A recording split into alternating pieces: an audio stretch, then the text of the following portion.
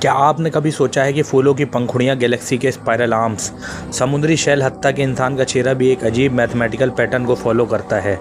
एक ऐसा नंबर जो ना सिर्फ नेचर में बल्कि आर्ट, आर्किटेक्चर और पूरे यूनिवर्स में बार बार नज़र आता है। इस नंबर को कहते हैं गोल्डन रेशियो।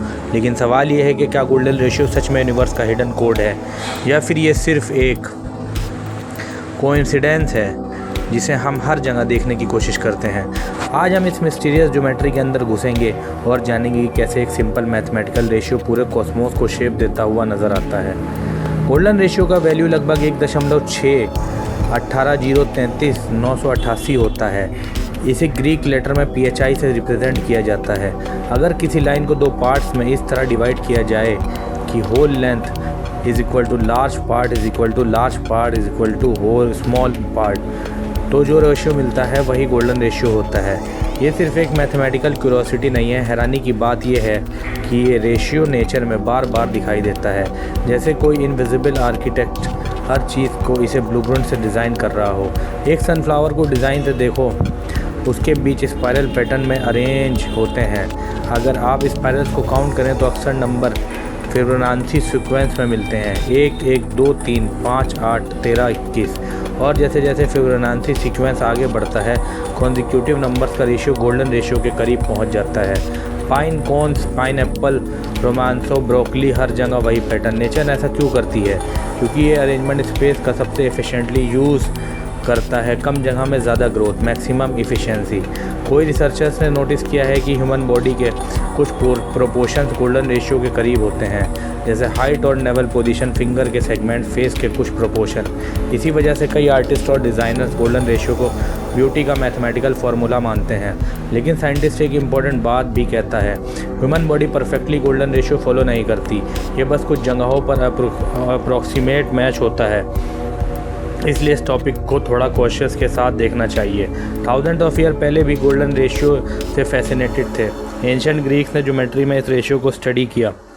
बाद में आर्टिस्ट और आर्किटेक्ट ने इसे अपने डिज़ाइन में यूज़ करना शुरू कर दिया। सबसे फेमस नाम है लियोनार्डो दा विंची। उन्होंने ह्यूमन प्रोपोर्शन और ज्योमेट्री के कॉन्सेप्ट को अपने आर्ट वर्क में एक्सप्लोर किया। गोल्डन रेशियो को कई लोग परफेक्ट बैलेंस और हार्मनी का सिंबल मानते हैं। अब चलिए अर्थ से बाहर निकलते हैं। गैलेक्सीज़ का स्पाइरल स्ट्रक्चर को देखिए।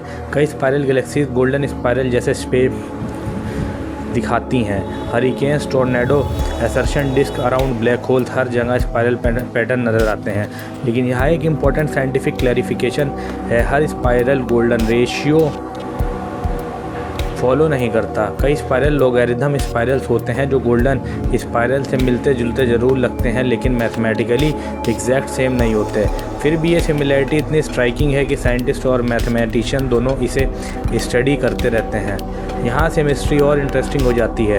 कुछ लोग कहते हैं कि गोल्डन रेशियो यूनिवर्स का फंडामेंटल कोड है, लेकिन मेन स्ट्रीम साइंस इस क्लेम को एक्सेप्ट नहीं करती। रियलिटी थोड़ी ज़्यादा कॉम्प्लेक्स है। गोल्डन रेशियो नेचर में हर जगह नेचुरली इमर्ज करता है, क्योंकि ये ग्रोथ, ऑप्टिमाइजेशन और एफिशिएंट पैकिंग से जुड़ा हुआ है। लेकिन इसका मतलब ये नहीं कि यूनिवर्स की हर चीज़ फी के अकॉर्डिंग से बनी हो। कुछ एग्जाम्पल जेन्युइन है, कुछ एग्जीक्रेटेड और कुछ सिर्फ ह्यूमन पैटर्न रिकॉग्नाइजेशन का रिजल्ट है। लेकिन कहानी यहीं ख़त्म नहीं होती। गोल्डन रेशियो की पॉपुलैरिटी इतनी ज़्यादा बढ़ चुकी है कि आज इंटरनेट पर आपको ऐसे हज़ारों क्लेम मिल जाएंगे जो कहते हैं कि हर चीज़ भी को फॉलो करती है। कुछ लोग तो ये तक कहते हैं कि प्लैनेट्स की पोजीशन, स्टॉक मार्केट्स और पूरा ह्यूमन हिस्ट्री भी गोल्डन रेशियो से कंट्रोल होता है। लेकिन साइंस इस क्लेम को सपोर्ट नहीं करती। असल में ह्यूमन दिमाग पैटर्न ढूंढने के लिए इवॉल्व हुआ है। कभी कभी हम वहाँ भी पैटर्न देख लेते हैं जहाँ वह एक्चुअली होता ही नहीं। इस फिनोमेना को साइंटिस्ट पैटर्न रिकॉग्नाइजेशन बायस कहते हैं। यही वजह है कि रिसर्चर हर गोल्डन रेशियो क्लेम को केयरफुली टेस्ट करते हैं। साइंस फैसिनेशन से नहीं, एविडेंस से चलती है। अगर आप सोच रहे होंगे आखिर एक सिंपल नंबर इतना स्पेशल क्यों है, इसका जवाब मैथमेटिक्स के अंदर छुपा है।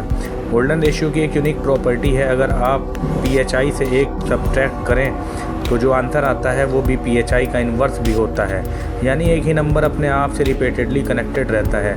ये सेल्फ सिमिलैरिटी नेचर के ग्रोथ पैटर्न में बहुत यूज़फुल होती है। इसी वजह से फिबोनाची सीक्वेंस और गोल्डन रेशियो का रिश्ता इतना गहरा है। जैसे जैसे फिबोनाची नंबर बढ़ते हैं, उनका रेशियो धीरे धीरे PHI के करीब पहुंचता जाता है। मैथमेटिक्स के लिए ये एक ब्यूटीफुल कोइंसिडेंस नहीं बल्कि एक डीप रिलेशनशिप है। अब एक फैसिनेटिंग थॉट एक्सपेरिमेंट करते हैं। मान लीजिए कहीं दूर किसी गैलेक्सी में एक एडवांस एलियन सिविलाइजेशन एग्जिस्ट करती है। उनकी लैंग्वेज अलग होगी, उनका कल्चर अलग होगा, उनकी बायोलॉजी भी हमसे बिल्कुल डिफरेंट हो सकती है। लेकिन अगर उन्होंने मैथमेटिक्स डिस्कवर की होगी तो क्या उन्होंने गोल्डन रेशियो भी डिस्कवर किया होगा? बहुत से मैथमेटिशियंस का मानना है कि आंसर हाँ हो सकता है, क्योंकि मैथमेटिकली ट्रुथ किसी एक प्लैनेट या स्पेशीज़ तक सीमित नहीं होता। जैसे 2+2 अर्थ पर भी है और 4 है और एंड्रोमेडा गैलेक्सी में भी 4 ही रहेगा, वैसे ही गोल्डन रेशियो भी यूनिवर्स के किसी भी कोने में वही रहेगा। शायद PHI एक ऐसी यूनिवर्सल लैंग्वेज हो जो ह्यूमन और एलियंस दोनों को समझ सकते हों। जब हम रात को आसमान की तरफ देखते हैं तो हमें गैलेक्सीज, स्टार्स और नेबुला नज़र आते हैं, लेकिन शायद उन सब के पीछे एक और दुनिया छुपी हुई है। नंबर्स की दुनिया, पैटर्न्स की दुनिया, ज्योमेट्री की दुनिया। एक ऐसी दुनिया जहाँ इक्वेशन सिर्फ सिंबल नहीं बल्कि रियलिटी के बिल्डिंग ब्लॉक्स हैं। गोल्डन रेशियो हमें याद दिलाता है कि क्वास के बीच भी ऑर्डर हो सकता है और रैंडमनेस के भी पीछे भी एक हिडन स्ट्रक्चर मौजूद हो सकता है गोल्डन रेशियो यूनिवर्स का अल्टीमेट सीक्रेट ना हो सकता है हर चीज़ PHI को फॉलो ना करती हो। लेकिन जब एक ही पैटर्न फूलों में, शेल्स में, हरिकेन्स में और गैलेक्सीज में नज़र आता है तो एक सवाल ज़रूर पैदा होता है, क्या ये सब सिर्फ कोइंसिडेंस है या फिर हम भी यूनिवर्स के उस हिडन कोड को समझने की शुरुआत ही कर रहे हैं? शायद एक दिन साइंस इस राज को पूरी तरह डिकोड कर ले, लेकिन तब तक जब भी आप किसी सनफ्लावर की स्पाइरल देखें या टेलीस्कोप से किसी गैलेक्सीज को देखें, एक पल के लिए रुक कर सोचिए कि शायद पूरा कॉस्मोस एक जायंट मैथमेटिकल मास्टरपीस है और हम उस मास्टरपीस के अंदर लिखी एक छोटी सी इक्वेशन। लेकिन जाने से पहले मैं आपको एक ऐसी बात बताना चाहता हूँ कि जो इस पूरी कहानी का और भी मिस्टीरियस बना देती है। आज हम क्वांटम कंप्यूटर्स बना रहे हैं, ब्लैक होल्स की इमेज कैप्चर कर रहे हैं, डिस्टेंट गैलेक्सीज के सिग्नल रिसीव कर रहे हैं, लेकिन फिर भी हम अब तक पूरी तरह नहीं समझ पाए कि मैथमेटिक्स यूनिवर्स को इतनी एक्यूरेटली डिस्क्राइब कैसे कर लेती है। ये सवाल इतना गहरा है कि कुछ साइंटिस्ट इसी साइंस के सबसे बड़े मिस्ट्रीज़ में से एक मानते हैं। आखिर इक्वेशन सिर्फ इंसान के दिमाग में बनी एब्स्ट्रैक्ट आइडियाज़ है, तो फिर ये रियल यूनिवर्स का बिहेवियर को इतनी प्रिसीजन से प्रिडिक्ट कैसे कर लेती है? क्यों ग्रेविटी इक्वेशन से चलती हुई लगती है? क्यों लाइट मैथमेटिकल रूल्स फॉलो करती है? और क्यों गोल्डन रेशियो जैसे पैटर्न बार बार नेचर में उभर आते हैं? क्या मैथमेटिक्स यूनिवर्स की लैंग्वेज है या मैथमेटिक्स खुद यूनिवर्स का फैब्रिक है? 2500 साल पहले ग्रीस फिलोसोफर और मैथमेटिशियन पाइथागोरस ने एक बोल्ड आइडिया दिया था। उनका मानना था एवरीथिंग इज़ नंबर। उस वक्त ये एक फ़िलोसफिकल स्टेटमेंट थी, लेकिन आज जब हम आइटम्स, स्टार्स और गैलेक्सीज़ को स्टडी करते हैं तो ये आइडिया पहले से ज़्यादा रेलिवेंट लगता है। हर जगह पैटर्न्स हैं, हर जगह रेशियोज़ हैं, हर जगह ज्योमेट्री है, जैसे रियलिटी के पीछे कोई इनविजिबल मैथमेटिकल स्केलेटन छुपा हो। और अब आता है वो सवाल जो शायद आपके दिमाग में भी चल रहा हो, अगर यूनिवर्स मैथमेटिकल रूल्स फॉलो करता है तो उन रूल्स को किसने लिखा? क्या ये रूल्स बिग बैंग के साथ पैदा हुए? क्या ये हमेशा से एग्जिस्ट करते थे, या फिर मैथमेटिक्स किसी और भी गहरी रियलिटी की सिर्फ एक शेडो है? अभी तक किसी के पास इसका फाइनल आंसर नहीं है, और शायद इसी वजह से ये मिस्ट्री इतनी फैसिनेटिंग है, क्योंकि हर आंसर एक नया क्वेश्चन पैदा कर देता है।